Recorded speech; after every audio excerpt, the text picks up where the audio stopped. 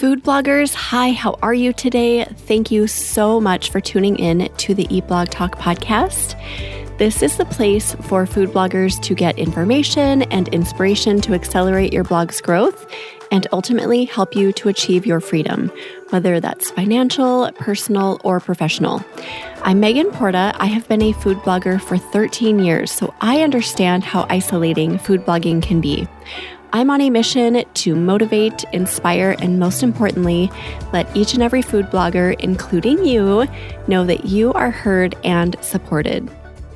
If you are out and about today or in your car, walking around, definitely give this episode a listen, but I think you'll want to listen again when you have the ability to write some notes down. This is such a juicy episode about not just Instagram, but social media, including TikTok and Facebook, and how to grow on there in a really massive way. Lexi Harrison from Crowded Kitchen joins me inside this interview, and she talks about a strategy that she and her mom, they blog together, and her husband is also part of their team.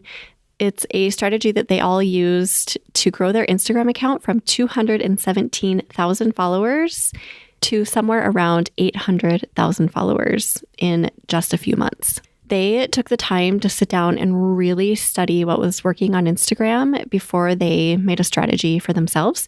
And they spent months perfecting this strategy until it just worked. This is really new stuff that I've never heard before. Lexi even warns us in the episode not to read articles about how to grow on Instagram because so much of those articles are outdated. Instead, experiment and observe and see what works. And you can start with the advice shared here in this episode and kind of build your strategy around that. I predict that this is going to be a top episode of 2024. It is so good and juicy. I hope you love it. It is episode number 497, sponsored by RankIQ.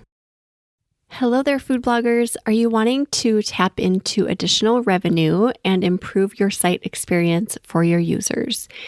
If you're saying yes to all of this, then Chicory might be a really great fit for you. Chicory is a leading monetization platform for food bloggers, enabling you to integrate highly relevant, shoppable ads into your recipe content and earn revenue from top CPG brands. Chicory's hyper-contextual ads and shoppable technology will help you improve your site experience and engagement, allowing your readers to go from inspiration to checkout in just a few clicks. Enjoy easy installation and ongoing access to the Chicory team at zero cost to you.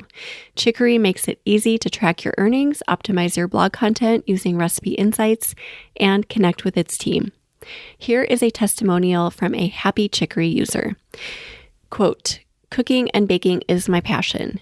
Chicory makes it simple and easy for me to share that passion with the Where is My Spoon audience, providing a seamless purchasing journey for my readers and an effective monetization model for my blog." End quote. That is from Adina Beck from Where is My Spoon. Head over to eatblogtalk.com/resources, scroll down to the Chicory logo and click that button that says Learn More About Chicory. Or you can go to chicory.co/food bloggers to learn more and to sign up. Now back to the episode. Lexi and Beth are the mother-daughter duo behind Crowded Kitchen, a mostly vegetarian food blog. In addition to creating recipes, photography, and videography for Crowded Kitchen's social media and website, Lexi and Beth also create freelance content for many food and beverage brands. Hello, Lexi. Welcome back to the podcast. How are you today? Hi, I'm doing well. Thank you so much for having me. Yeah, it's been 3 years. We just checked, and that seems crazy. So it's good to talk to you again. We're going to talk about just your social media growth, specifically Instagram today, and we'll dig into TikTok and Facebook a little bit as well. But before we get into that, do you have another fun fact to share with us? So I'm hoping this isn't the same one that I shared 3 years ago, but it might be, but that's okay. It's probably, It's been 3 years. It's been a while. So my fun fact is that my family hosted 7 exchange students over the years. So every year when I was, not every year, but most years when I was growing up, we had someone living with us for about a year. And it was a really cool experience for me growing up. And I have 7 sisters living all around the world now. So that's my big fun fact. Do you stay in touch with all or most of them? Most of them, a couple of them came to my wedding a few years ago. And some of them were here when I was in first, second grade. So those ones I don't keep in touch with quite as much. But a few of them were here when I was in high school. So we're closer to the same age, which is really nice because they're really like my sisters. So it's been very cool. Oh, that is so awesome. I love that. Yeah, just like extra sisters you get now, right? Yes, definitely. And they're all girls? Yes. Oh, wow. All girls, which is nice because I have 2 brothers. So it was nice to have a sister in the house. Oh my gosh, that's perfect. I love that so much. Okay, I don't remember that. So I don't think that was your other fun fact. All right. That's good. Okay, so to preface our conversation today, would you mind just telling us a little bit about your blog?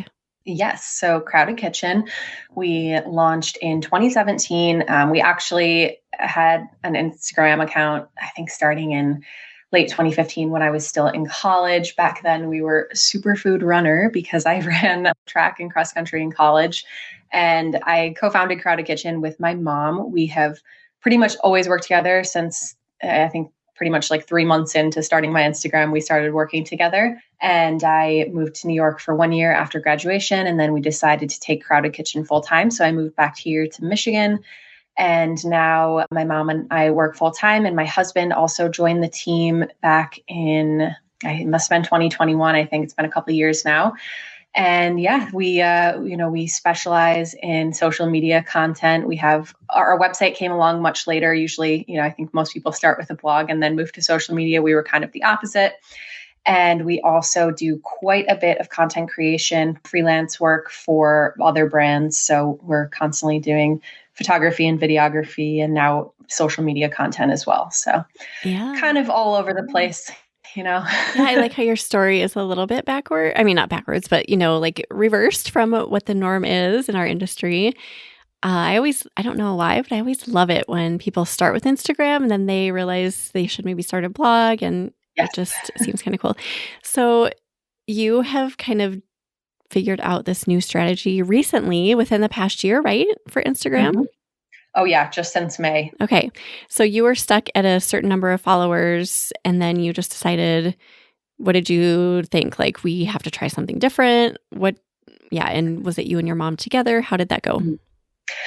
Yeah. So I'm sure many people can identify with this. We'd grown a lot on social media when we first started. I mean, that was back in 2015, 2016. It was obviously a completely different place, completely different algorithm.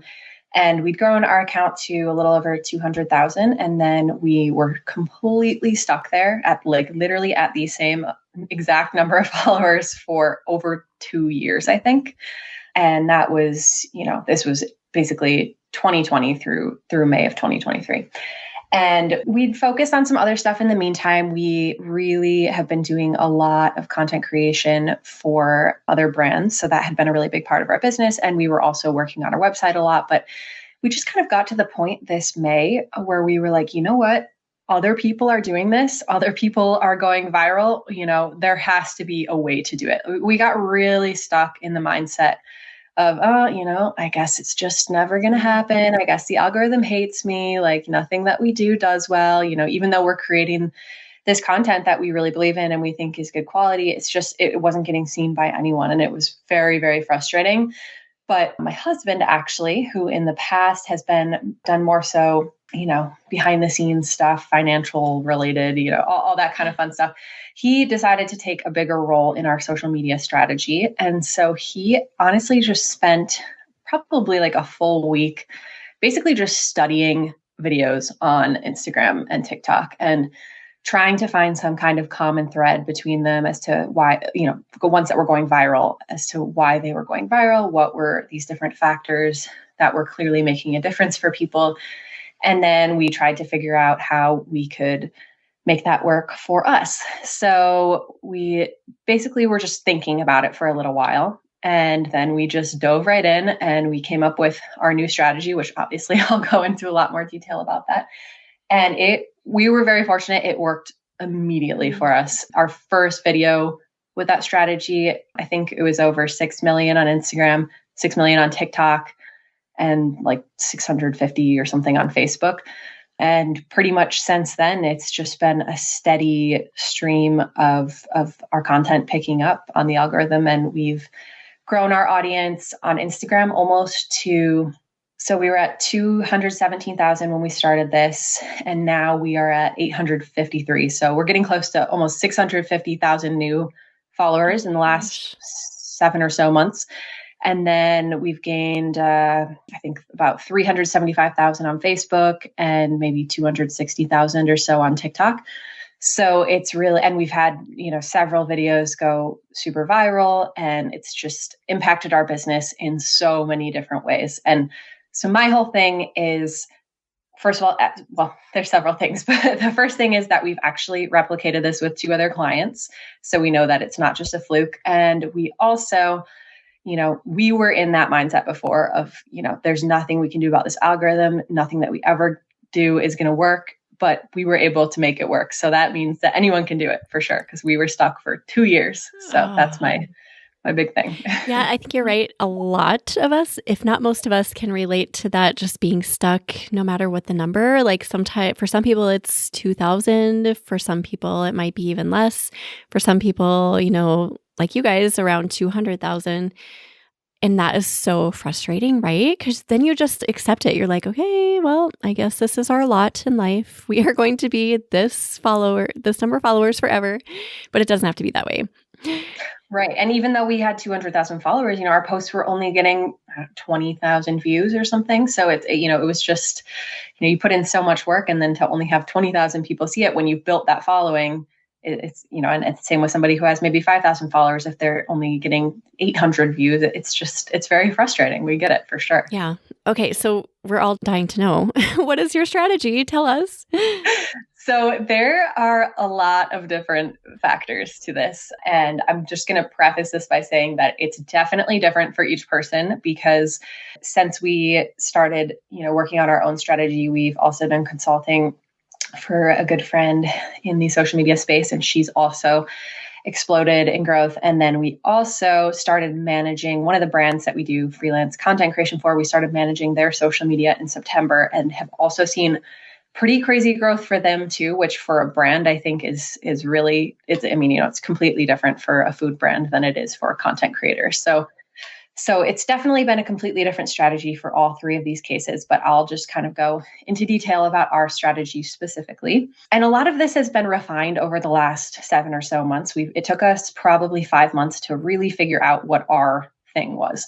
So that's my first thing that I want to say, is that everyone is going to have a different content strategy. Before we started doing this, we would try to do, these viral recipes and, see if, but those don't work. Like, it just doesn't work. Like, you might get one hit where you get a couple million views, but at the end of the day, you need to be creating content that is unique to you. And that is going to make somebody want to follow you. If you're just doing trends, like, everyone else is also doing trends. So that doesn't give people an incentive to follow you or to really engage with your content. That's not to say that it's never a bad idea, but I think if that's your only strategy, I really don't think that works. So our particular strategy, our particular niche that we've realized over the last 7 months, our thing is doing cool things with produce. So, we figure that out through trial and error. Like, all of the best content that we've had has been related to produce. So we had this 3-ingredient mango sorbet that has like 56 million views on Instagram, and some other, a bunch more on TikTok and Facebook. We have these Parmesan crusted Brussels sprouts that have, I think, close to 30 million. And really, so everything that we've done that's done really well has been produce related. So that's what we've realized is our thing. Another client that we consulted with, her thing is Greek recipes. She's Greek. So we consulted with her, and we were like, what if you just really lean into your Greek heritage and you become the person to go to for Greek recipes? And that's exactly what's happened for her. The brand that we create content for, the brand is very much, it's basically just like really easy, simple, low budget recipes. And that's been their thing. So it really is different for everyone. So I just want to preface this by saying that. Yeah. But then, apart from the actual content strategy, there's a bunch of different things that you can do right away with your actual videos that make a huge difference. So bear with me. Yeah, we are bearing with you. Yes, you want to hear. So the first thing is that I wouldn't really trust most of the articles online that are telling you what you should be doing on Instagram and TikTok, because a lot of them we've found have outdated advice. So anything about hashtags, we have not used a single hashtag on Instagram since we started this, and it clearly has not affected us. That said, I also see people that are using hashtags and they're doing really well.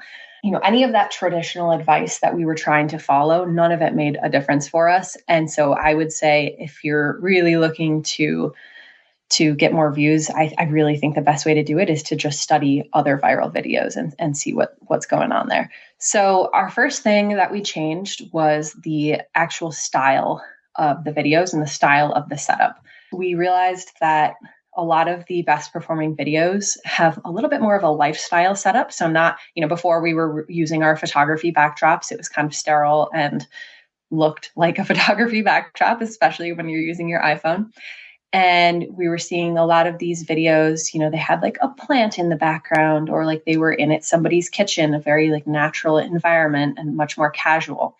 So we basically just set up our own little setup. It's not that fancy. We just have a table that we use for shooting, and we have some plants in the background, and we put some other, cute little props around, but it feels a little bit more homey than what we were doing before, which was just, a white backdrop and something else behind it. So that's the first thing. The next thing I would say to focus on would be, really figuring out the style of video and editing, because it's very different from if, a lot of bloggers are doing hands and pans kind of videos for their website. And I see that sometimes still on social media too. And unfortunately, that's just not what does well. And it's really about these shortcuts. We only ever use our iPhone, which was really hard for me at first because I'm a photographer and videographer at heart. And so to do this really casual iPhone content was, it feels like it's just not what I want it to look like. But the reality is that's what does well. So we're very casual about how we film the content, but we are taking a bunch of different angles. So my husband does the filming. I do all of the actual cooking and the hand modeling. And he is constantly changing the angle of the phone. So, we'll get one shot where we are, starting to pour the broth or something into the pot. And then halfway through pouring, he'll say stop. And then he'll move the camera. And then I'll keep pouring and he'll like do a slow zoom or something. And then it seems like a lot when you're filming it, but you're really only using like 0.8 second clips when you're actually editing. So it's really about having those quick clips, which at first seems like, can anybody even understand what's going on in this video? But if you do it the right way, you can. And the idea is honestly to get, people have short attention spans. Like you need to get them hooked and you want them to watch it again. So you don't want it to be so fast that they don't know what's going on, but you want it to be fast enough that they'll watch it from start to finish and then maybe even start it again. So that's really important. And it definitely takes a little while to get used to that editing style. But again, I think just from watching other people's content, it's not too bad to figure out. How long is a typical reel for you guys? So it depends. We've found that probably our most successful ones are around 20 seconds, but it varies because we did this series in December that was a recipe advent calendar. And so every single day, from the 1st through the 24th, every single day we posted a new recipe. We took it out of our recipe advent calendar. It was a whole thing. And those videos, because of the format, ended up being probably closer to 40, 45 seconds, and they still did well too. So I think it's more about the type of content and about how it's filmed and how it's edited. You can still fit many, many clips into a 40-second video. It's really just about keeping people engaged and not having a 5-second pouring clip. That's not what people want to see. Like, you don't need to show pouring everything in. You can show pouring in the salt for 0.5 seconds, and that's enough to get the idea of what you're doing. Okay. So kind of using intuition a little bit and just keeping up with what's engaging and not like, I have to stick at 20 seconds. It doesn't have to be like that. No, it doesn't. And some people, you can do a 5-second video and that might get 10 million views. It really is dependent on the content for sure. Okay. We've gotten a lot more lax about that as we've gone on, because like at first I was like, oh no, if we post something longer than 20 seconds, it's not going to do well. And that's just not the case. And jumping actually to TikTok quickly, they are actually majorly prioritizing long form content now. I think that they are trying to compete with YouTube for long form content to get more advertisers on there. And so if there's a creator, what is it called? It's called the Creativity Beta program, I think. It's different from the creator fund that they used to have, which they actually got rid of a couple months ago. And basically, if you have, I think it's over 10,000 followers and you post a video over 60 seconds, you make money from it. So that's what we've been doing on TikTok, and it has been doing very well. So that's a completely different strategy, and I can go into that more if that's of interest. But our editing strategy on TikTok has definitely become a bit different than it is on Instagram. Let's take a quick break, friends, to chat about my favorite keyword research tool that I have found so much success with. RankIQ is a custom keyword library packed with low competition keywords that are easy to rank for and that also have high search volume. With the emergence of AI and question marks hanging over that topic, as well as the Google updates and algorithm changes that happen seemingly weekly, it is so smart to find a way to get steady traffic that will continue to grow over time. Including RankIQ in your keyword research strategy is such a good way to future-proof your blogging business. And here are a few additional things I love about it. The keyword research tool provides so many great ideas for content that support my existing database of recipes. Whether you're a new blogger or a seasoned blogger, it can help add quality content to your blog. Also, it saves me a ton of time. I can typically get a new post kicked out in 2 hours, often even less than that. And I don't ever have to guess about how successful a keyword will be before spending hours writing about a post on the topic. Go to rankiq.com to sign up and see for yourself how awesome it is. Now back to the episode. If you have anything else about Instagram, can we cover that and then we'll go back to TikTok? Yep. So there's several other things, but I would say that the big other pillar that I think is really important, you don't always have to do this, but I have found that the best way to build an audience, and especially to build a loyal audience, is to do some kind of series. So it's a great way to organize your content around something. And we've noticed that our biggest boosts in followers have come from when we're doing these series, because people want to come back and they want to see the next recipe. So for example, we've done the recipe advent calendar series that gained us, I think, like 150,000 followers just last month. And none of the videos did insanely well, but it was just, people wanted to come back and see what we were going to post the next day. My friend who we advised, who's doing the Greek recipes, she's been doing a Greek recipe series since, I think, like August, maybe. She's gained probably about 600,000, similar to us, basically. And that's just from a couple of viral posts. So, she's not even having some that are going crazy, crazy viral, but she's still gaining this incredible audience. So that is what I would say is really important for audience growth. It has to be something that makes sense for your content. And so when it comes to choosing what you should do for a series, it takes a little bit of reflection to look at your content, see what has resonated in the past. And sometimes you can also look at what you have on your blog that's done well. For us, our top performing post on our website is a post about how to infuse alcohol with different fruits and spices, whatever. And so we did a series on that this summer. That was actually our first post that went viral, and it was huge for us. A bunch of them got, 5 million plus views, and we gained a big following from that. So it's really just about figuring out what makes sense for you. I think a lot of people are doing series now, but I don't really think it's oversaturated yet. I still think it's a really great way to just organize your content and give people an idea of what you're all about. And you don't have to just stick to that. We did that Advent series in December, and obviously on the 24th it was over and we're moving on. And now we're doing a salad series. But that's also not all we're doing. We're doing one-off posts that are unrelated, because it's important to do that too. But it's a good idea to do something like that to give your content some kind of theme. Yeah. So that is something that I think is important for sure. So when you do the one-off posts, do you sprinkle them into the series or do you wait until the series is done? Yep. So you can sprinkle them in. You could run a series for a year and post once a month or once every 2 weeks. It does not have to be very frequent. I do not claim to know anything about the algorithm. I wouldn't trust anyone saying anything about the algorithm unless they actually work at Instagram. But it does seem from what we've seen on our profile that there's something in the algorithm that knows when you're posting a new episode on your series, and it seems to bring people back. They just seem to pick up faster than our regular content. So don't quote me on that one. Okay.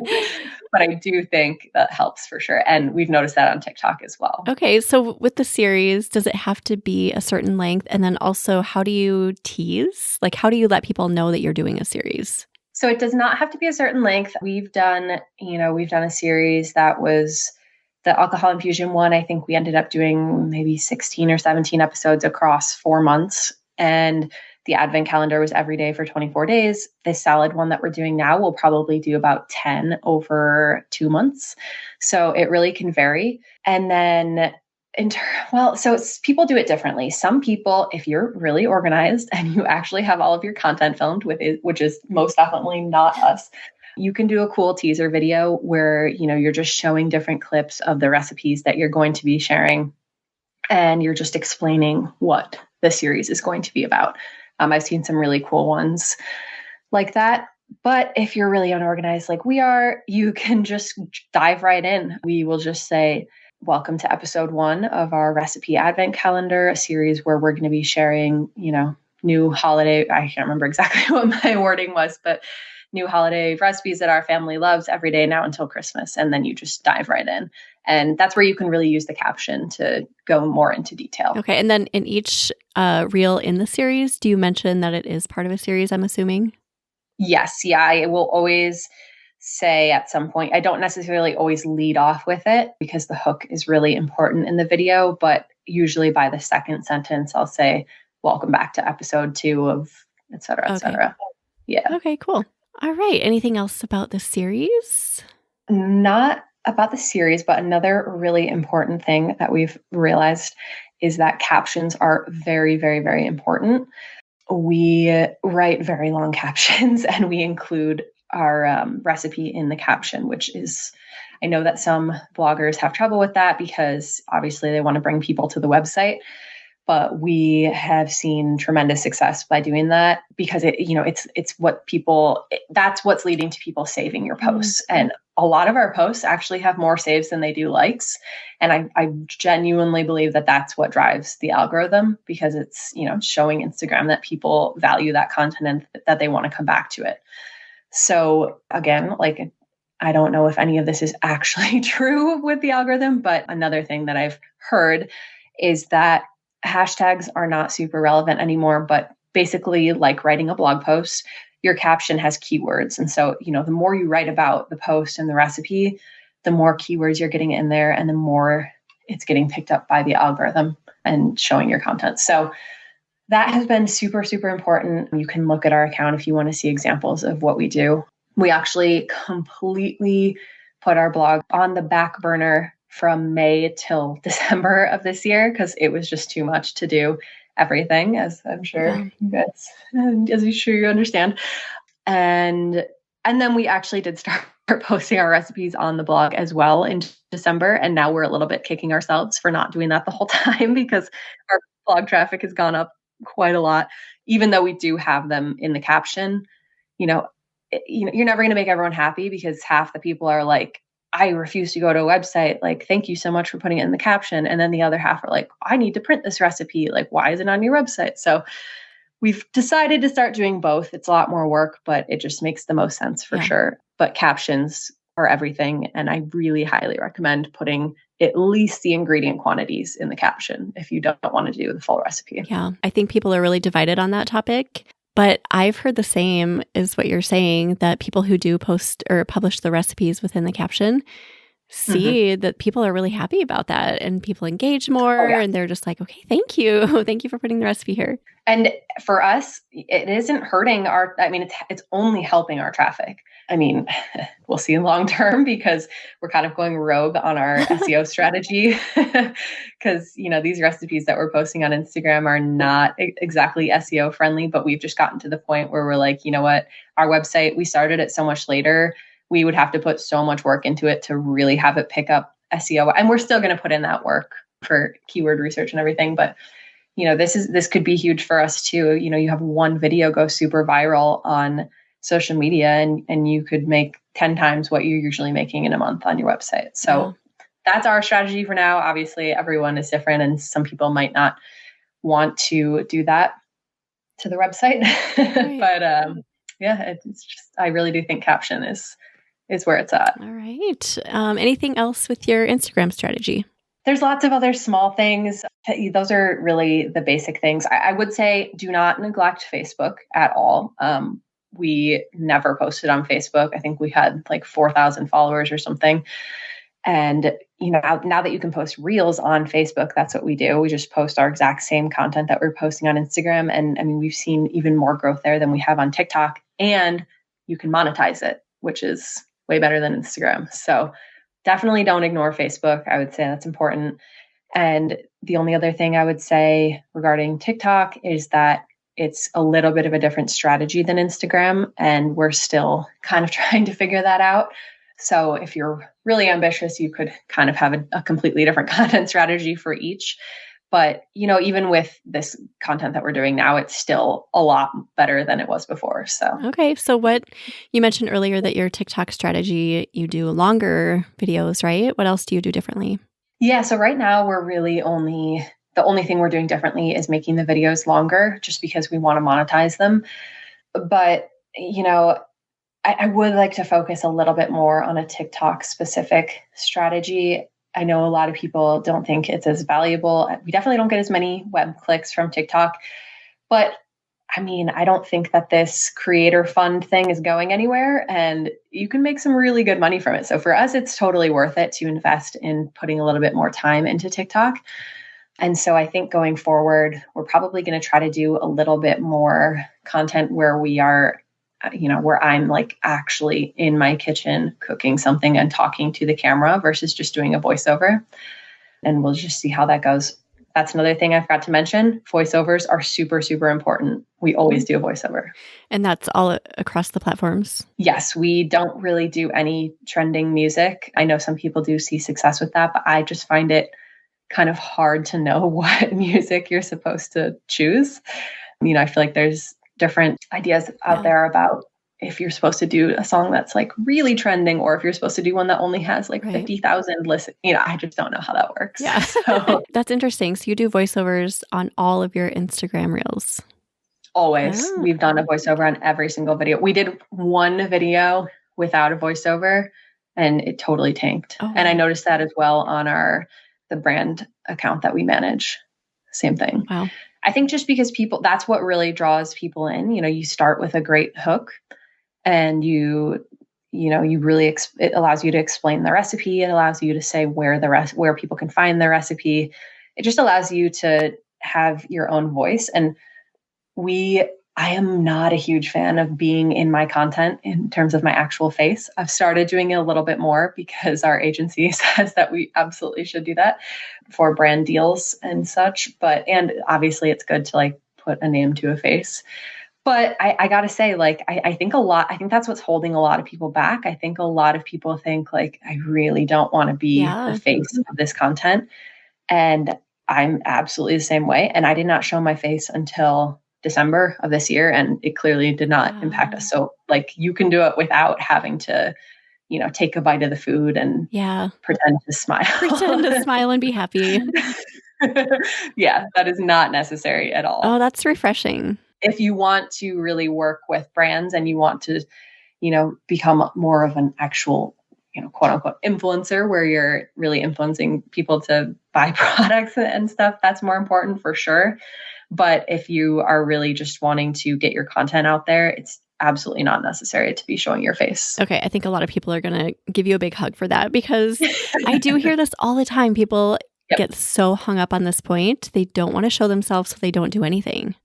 Yep, exactly. And I get that for sure. I mean, you should see me right now. Like, I am not video ready right now. Most of us aren't at most times, I think. Exactly. Okay, so I have 2 follow-up questions. So you've mentioned the hook a few times. What is a good example of a really compelling hook? Yep. So again, depends on the content for sure. If we're doing a series, like I said, we almost always just start with welcome to episode blank, blank, blank. But if it's kind of a one-off post, or if we're just introducing something, I try to come up with something that's a little more interesting and sometimes is a little bit more storytelling. So for example, our first video that went viral in May was this strawberry infused vodka.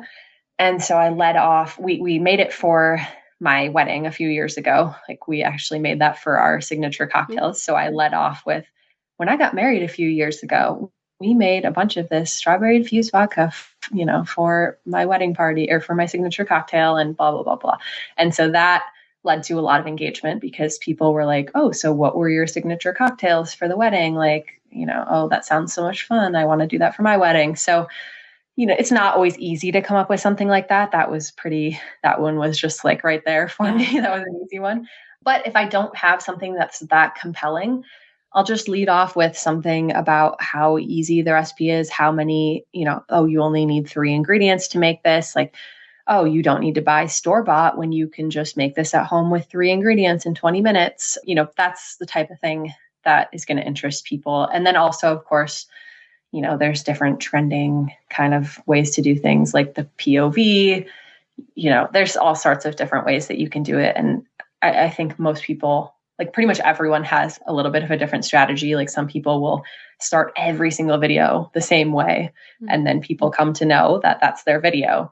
But we've tried a bunch of different things, and a bunch of different things have worked for us, and a bunch of different things haven't worked for us. So it really it's just trial and error, to be honest. You guys must do a ton of analyzing and just like evaluating what works and what doesn't, and then cross that off the list and that sort of thing. Oh yeah. And I will say, like, coming up with content is not easy. I think that's probably the most time consuming part of it for us. We're really, really picky about what we decide to film. We'll test stuff. And if we just have a feeling that it's not right, even if the recipe is good, we just scratch it and don't even worry about it. So you do have to be picky for sure. And then what is the frequency of publishing on each platform? So when we first started, we stuck to 3 days a week, Monday, Wednesday, Friday, usually. And we've realized since then that it really doesn't matter that much. There are some weeks we've posted 2 times, some weeks we've posted 1 time, some weeks we post every single day, sometimes twice a day, like in December. And none of those things have really negatively impacted us, which makes me feel so good, because, you get busy and you can only get 1 post up in a week, and that's fine. Like, you do not have to be posting every single day. And it's the same for every platform. So that has been huge for us, because before we were like, oh my God, like we don't have a video for today. What are we going to do? Like, let's just repost something from last year. And no, it's much better to post less frequently and make sure that what you're posting is really good. Okay. That's refreshing too. Thank you. You're taking all of these things off our shoulders, Lexi. I'm glad to hear it. And then repurposing, do you guys do any repurposing? We have not yet. We're going to experiment with it a little bit when May comes around, because, we haven't gotten through a full season of content. We personally really focus on seasonality for our content, which makes sense since produce stuff typically does well for us, but we're going to see how that does. So keep you updated. Yeah, definitely. I know I just had a guest recently, Liz Douglas. She talked about Instagram, just kind of more of the nitty gritty details of what she does. And it's a little bit different than what you guys do. But one of the things she mentioned was that don't be afraid to repurpose, because Instagram will like pick something up that didn't work before. So if something fails, don't take that as, oh, well, that didn't work. Like, try it again with different music or a voiceover or something, and just experiment with that as well. Yeah. And also, take something that does well and change it slightly and do it again. Like we do that all the time. If something does well, we're like, okay, what else can we do that's either within this same flavor profile or, like we did these sorbets that went insane for us this summer. We're like, all right, we're doing 6 different sorbets, why not? Like take what's doing well for you. And I think that's how people should start with their new strategy is take whatever has already done well for you. And even if it's not viral, if it's done a lot better than your usual post, like that's a really good starting point. And you're going to find like 10 different strategies that could work for you. But it's really all about trial and error. And like Liz said, just, you just have to try different formats of content and not, some people are going to be posting 5-second videos where they're just showing the finished product, and that's going to do really well for them. That doesn't do well for us, but that's doing well for some people. So it's really just about figuring out what works for you. Yeah. And do you take any of these videos and put them on Pinterest? I have been experimenting a little bit. I struggle with Pinterest, I'm not going to lie. We have had one that has gone pretty viral on Pinterest, which is nice. So, but I honestly just have not been able to dedicate much time to an actual strategy there yet. Yeah. And same with YouTube Shorts. I have been posting them there, but I think it's a little bit of a different strategy there. So I haven't even delved into that yet. Well, it sounds like you're doing enough. So have grace with yourself. Yeah, there's always a million things. Yes, I know. Is there anything we've forgotten about Instagram, TikTok, Facebook, or any other socials that you want to mention? I think I covered all of the really big things, but like I said, there's probably 20 small things that I forgot to cover. But if anyone ever has any questions or anything, my DMs are always open. Awesome. Well, I know I'm going to go check out your account. It's been a while since I've looked at your account, but definitely going to do that today. I'm curious now. But thank you. I just want to say thank you so much for sharing this and for being willing to just, share your information and what you've learned. I know you guys have put a lot of effort and time into learning this. We just appreciate your sharing it today. No, it's my pleasure. And, we are kind of tossing around the idea of working on a course if people are interested. It's obviously a lot of work to do that, so I'm not sure if it'll actually materialize, but we do also do some consulting. So if there's anyone out there that's interested, feel free to send me an email or anything. Because I think it's important to share this stuff. Like we didn't know what we were doing before we started doing this, and we're always learning. Yes, so I so agree, and I love that. Do you have either a favorite quote or words of inspiration to leave us with, Lexi? I'm really bad at memorization, so I don't have an exact quote, but I will just say that my kind of mantra that I go by all the time is just, it's all about the small efforts every day. So even with this journey that we've had with social media, there are definitely days and weeks where content absolutely bombs, and it's obviously disappointing, but you just have to keep trying different things. And if you just, apply these strategies and keep working at it, it's going to work out for you eventually, for sure. So you just got to try to stay positive and stay motivated. I love that. Thank you for saying that. We'll put together a show notes page for you, Lexi. If anyone wants to go look at those, head to eatblogtalk.com/crowded kitchen. And why don't you tell everyone again where they can find you, Lexi? Yep. So we are at crowded_kitchen on Instagram, Crowded Kitchen on TikTok and Facebook, and crowdedkitchen.com. Thank you again so much. And thank you for listening, food bloggers. I will see you in the next episode. Thank you so much for listening to this episode of Eat Blog Talk. Please share this episode with a friend who would benefit from tuning in. I will see you next time.